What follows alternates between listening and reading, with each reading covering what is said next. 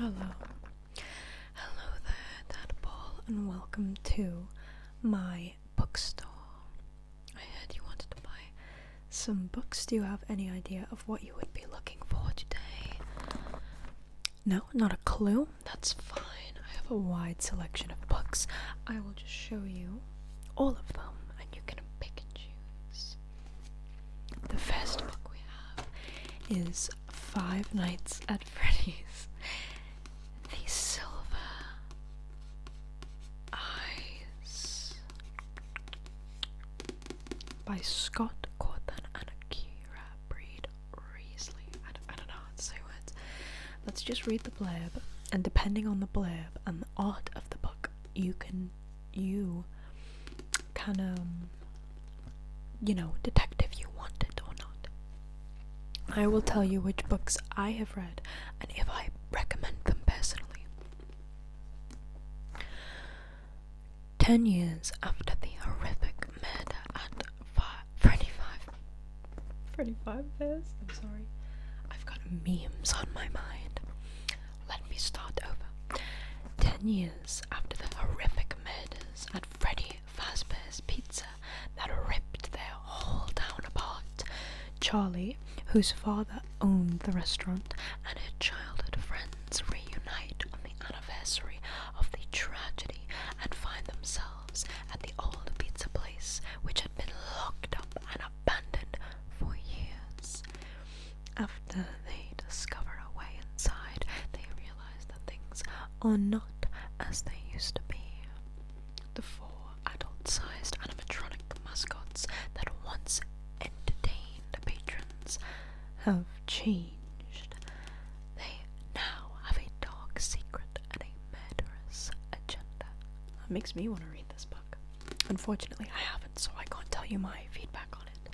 But I have played the games, and I like the games. Well, I haven't played the games, I've seen other people play the games, but I do like the games. I played one of the games. What do you think? Do you want the book? No? Specifically because I just did that? Okay, that's fine. That's fine. I completely understand. We'll just put that one to the side. How about this book? A bit of a different direction, I think. Sometimes life needs a little bit of chaos. This is called, I'm sorry for the stains on the book. This is as well as it's a bookstore, it's also a cafe and a library, so when people read these books, they don't always take the best of care of them. But I can clean that for you if you want before you take it. It's called Stargazing for Beginners by Jenny McLaughlin. I think that's pronounced Bloomsbury. I wonder what that's in reference to. Anyway, let's read the blurb. I point up at the sky. The moon has just started to appear, a pale orange disk sitting low in the sky. That's the moon, I say to Elsa. Moon. When Meg looks at the stars, she sees adventure. She sees escape.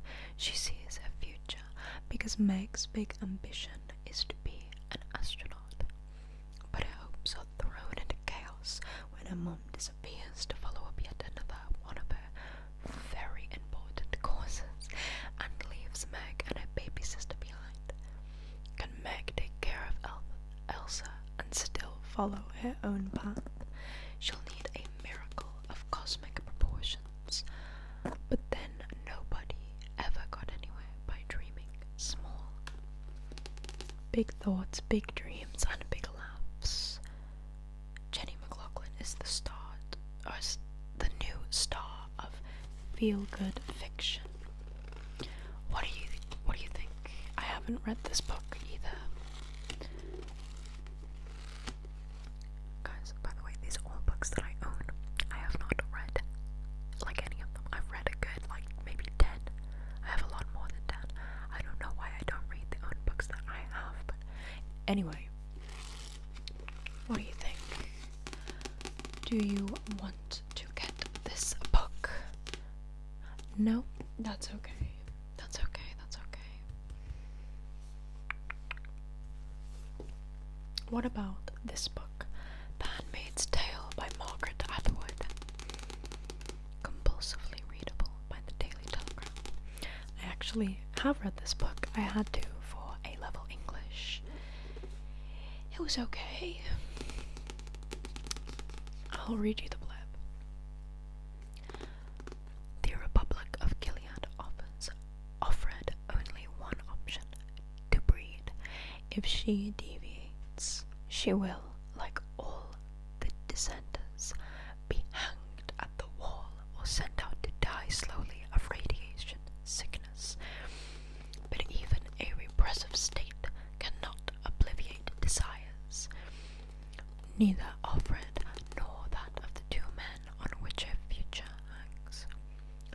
Brilliantly conceived and executed, this powerful evocation, maybe, of 21st century America gives full rein to Margaret Atwood's devastating irony, wit, and astute perception.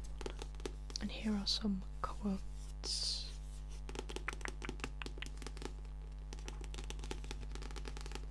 What do you think? I did enjoy the book, I will say. If I didn't have to study it for A-level English, I think I would have enjoyed it a lot more. The studying really took the fun out of it, but I mean, it's not a fun book, but it's interesting. There are quite a few sad bits in there, though. What do you think?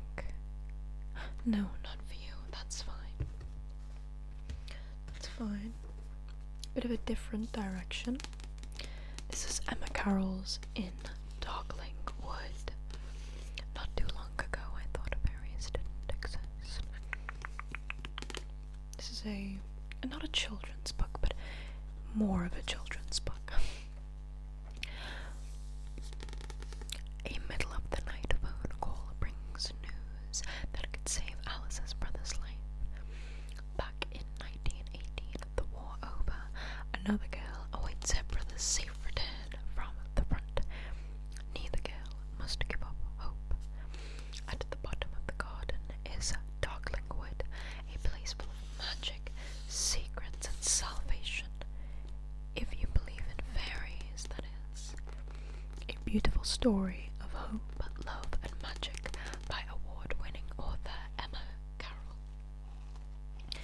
I read this book. I really like this book.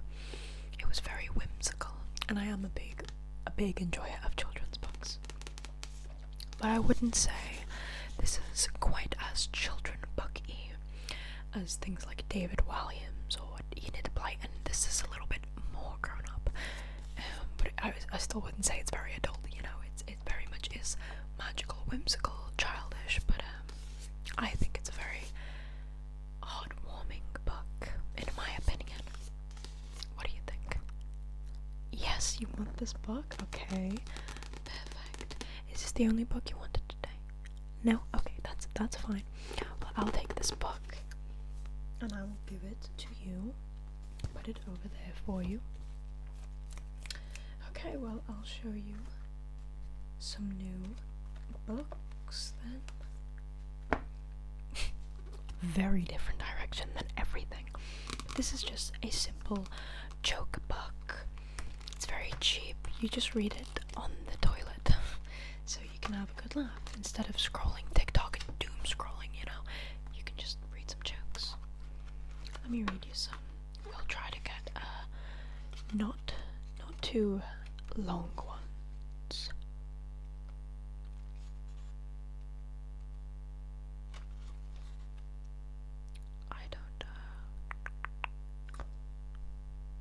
Hold on.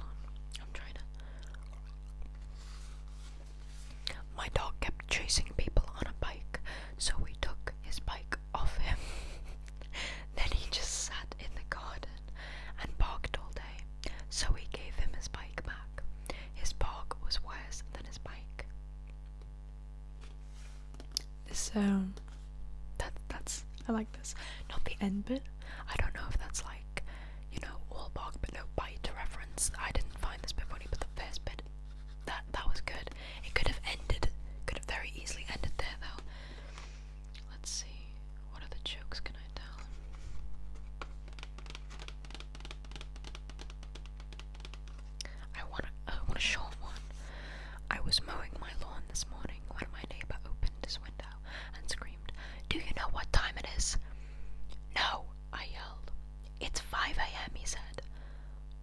Why did you ask if you already knew?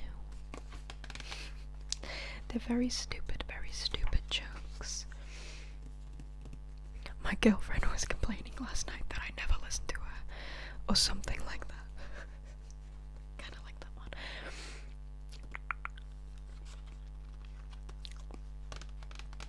A married man should always forget his mistakes. There's no point in two people remembering the same thing.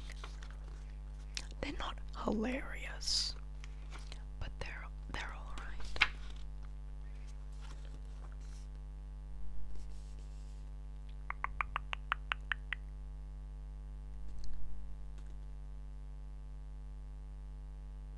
Mothers of teens know why some animals eat their young. I feel like the bigger jokes are gonna be funnier, but I can't be bothered reading a big long joke. Should we read just one big joke? Oh wait, what is the height of optimism? An English batsman putting on sunscreen. I don't get it. I don't get this one. Maybe I'm an idiot. I don't know. Two old friends met by chance in the street. After chatting for some time, one said to another, "I'm terribly sorry, but I've forgotten your name. You'll need to remind me."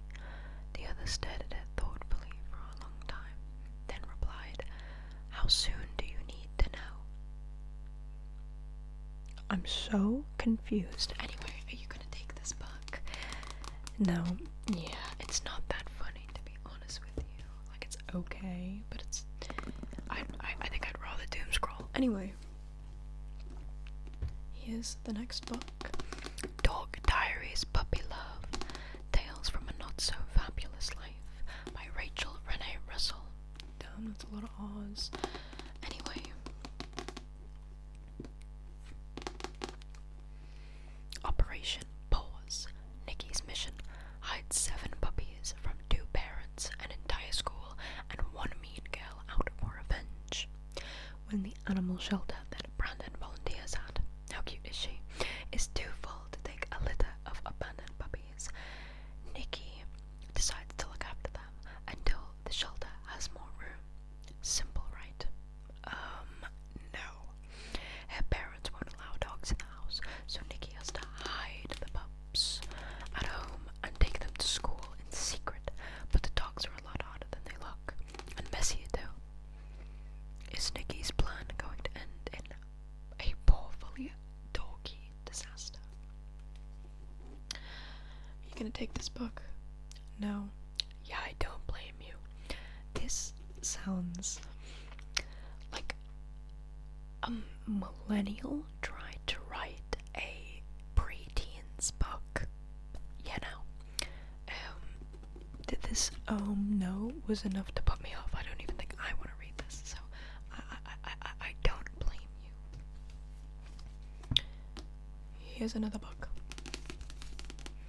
Frost Hollow Hall. This is also by Emma Carroll. Now, I had read Darkling Wood. I haven't read this one. But let's give it a read. The gates to Frost Hollow Hall loomed before us, and they were definitely shut. Winter 1881. In the middle of a frozen lake, a girl is skating. She's not supposed to be here. No one is. Not since Kit Barrington drowned at Frost Hollow Hall 10 years ago. But the dead don't scare Tilly Higgins. The ice is thin. It cracks. Suddenly she's underwater, drowning. Near death, a strange spirit appears to her. A boy so beautiful Tilly's sure he's an angel. But he's a ghost. A very troubled ghost. And he desperately needed help. A classic tale of ghostly mystery. Damn, that sounds good. I want to read this too. Would you want to take this book? Oh, that actually scared the fuck out of me. Okay, I'm not gonna lie, I did not see him there. I only saw a hair there. I'm guessing this is Tilly. I did not see this little guy right there. That actually kind of scared me a little bit. Would you like this book? No? Okay. Kind of surprised. That sounded really good, but that's okay.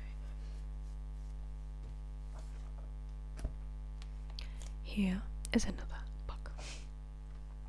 The Mystery of the Whistling Caves by Helen Moss. Scott and Jack Carter are spending time in the summer in Cornwall when they meet Emily Wilde and a playful dog, Drift. And Drift and the boys to see... Emily and Drift take the boys to see the amazing Whistling Caves. But the caves are strangely silent. Legend has it this means the castle will be attacked when a priceless treasures are stolen from the castle museum. It seems the legends are true, but how did the thief escape? And why did the caves stop whistling? Join Scott, Jack, Emily, and Drift as they try to solve the mystery and find the stolen treasure. I have read this, and I really thoroughly enjoyed it. It's another children-y book, but I really like it. It's very adventure-y. What? Look at that kid's face. Anyway, would you like this book or no? Yes, you would. Okay. Here you are then. I will give that to you. Let me just resituate myself. Hold on. Okay. Next, I have this, which, it is a book, but it's a play. It's a play. It's called Othello. I unfortunately had to read this for A-level English, and I'll tell you right now, I hate it. But I'll read the blurb for you anyway. Oh, I guess there isn't really a blurb. Of course it's a play. The Heinemann Advanced Shakespeare series is designed especially for students reading Shakespeare at an advanced level, as well as the full text. Each edition provides a complete guide to studying and enjoying the play. Okay, I'll give you my own blurb. Othello is a person of colour no one else in the play is. He has this friend, Iago, who's actually the villain, who wants to kill Othello and makes him believe that his wife is cheating on him, so Othello kills his own wife and then realizes that it was not true, so then he tries to kill Iago, but he just kills himself out of guilt. It was pointless, okay? It was pointless, and I hate it. Are you gonna take the book? No? Good. I wouldn't. If I could unread it, I would. I hated it. It was my least favorite thing that I was doing in A-level. I preferred everything else, I'm telling you. That is so boring. I think it's because it's Shakespeare. I don't really like Shakespeare. I mean, he did eventually bring us Romeo and Juliet, but I'm sorry, I just really cannot stand the way he talks. Anyway, this one is also a play, but it's a little better in my opinion. I can't get my chair to move. I'm like sat on the edge of my seat because I can't move it up. Anyway, this is Death of a Salesman by Arthur Miller. I wonder if this is a blurb. Oh yeah, oh no, it doesn't actually. It doesn't not. It's just telling you about how he wrote it. Okay, so I will give you a blurb again. It's about a man called Willie Loman, who is kind of a pathological liar, but he doesn't do it on purpose. His mental health is deteriorating so quickly that he's convincing himself good things happened in the past when actually they were always bad. And he's living in delusion. He's very old and very unwell. And it's about him coming to terms with him not really being the salesman he thought he was. He thought he was this great salesman, and he isn't. And he was also cheating on his wife, but he kind of blocked that out of his memory. He also does not treat his wife very well, and towards the end he becomes suicidal because he just thinks he would rather not live than live in his life. I didn't do a very good job at explaining that. It's okay. I'll tell you that. It's okay, you know. I don't think it's anywhere near as good as The Handmaid's Tale, which I also did for A-level English, but it's aight. Would you like this book? No? Okay, that's fine. That's fine.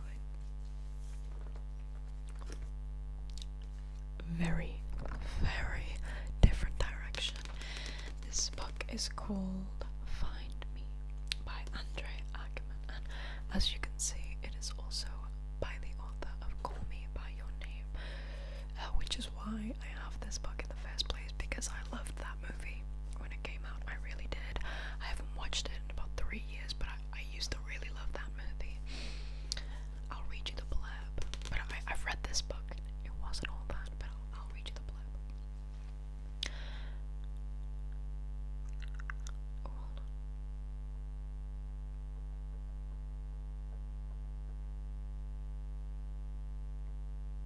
Sorry, okay. Elio believes he has left behind his first love, but as an affair with an older man intensifies, his thoughts turn to the past, and Oliver, a new college professor, husband and father, is preparing to leave New York. The imminent trip stirs up longing and regret, awakening an old desire, propelling him towards a decision that could change everything. In Call Me By Your Name, we fell in love with Oliver and Elio. Find Me returns to those unforgettable characters, exploring how love can ripple out from the past and into the future. I do not remember Elio and Oliver being in this book, I won't lie to you. They must have been, but when I read it, I did not realize that it was the same people. Either way, because I read this quite a bit after I'd seen the movie. Either way, a lot of spicy scenes in here, yeah, and most of them include feet. So if you're into that, that's good for you. But I most certainly am not. There's very big age gaps in this book. I don't know. It was okay. It was an interesting read. I think it was beautifully written. Just some of the tropes I didn't find too interesting. Do you want this book? No, that's chill. That's okay. We shall move on. The Midnight Library by Matt Haig. I'm obviously still reading this book, but from what I've read, it is brilliant. I will tell you the blurb. Nora's life has been going from bad to worse. Then, at the stroke of midnight on her last day on Earth, she finds herself transported to a library. There, she is given the chance to undo her regrets and try out each of the other lives she might have lived. Which raises the ultimate question: with infinite choices, what is the best way to live? It's so good. It's about Nora.